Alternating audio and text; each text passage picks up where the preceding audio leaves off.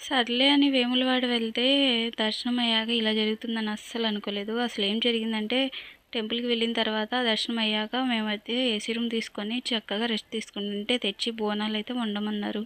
ఎందుకని అడిగితేనేమో పోచమ్మకి బోనాలు కంపల్సరీగా వండి పెట్టాలంట అని చెప్పంటే, సరే అని బోనాలు వండుదామంటే ఇక కట్టెలు లేవు, గ్యాస్ దొరుకుతలేదు. మస్తు ఇబ్బందయింది. ఇంకా అమ్మవారి దయ ఉంది కాబట్టి ఎలాగోలాగ బోనాలు వండి అమ్మవారికైతే సమర్పించేశాను. మీరైతే ప్లీజ్ లైక్ అండ్ సబ్స్క్రైబ్ చేయటం మర్చిపోకండి. సర్లే అని వేములవాడ వెళ్తే దర్శనం అయ్యాక ఇలా జరుగుతుందని అస్సలు అనుకోలేదు. అసలేం జరిగిందంటే టెంపుల్‌కి వెళ్ళిన తర్వాత దర్శనం అయ్యాక మేమైతే ఏసీ రూమ్ తీసుకొని చక్కగా రెస్ట్ తీసుకుంటుంటే తెచ్చి బోనాలైతే వండమన్నారు. ఎందుకని అడిగితేనేమో పోచమ్మకి బోనాలు కంపల్సరీగా వండి పెట్టాలంట అని చెప్పంటే, సరే అని బోనాలు వండుదామంటే ఇక కట్టెలు లేవు, గ్యాస్ దొరుకుతలేదు. మస్తు ఇబ్బందయింది.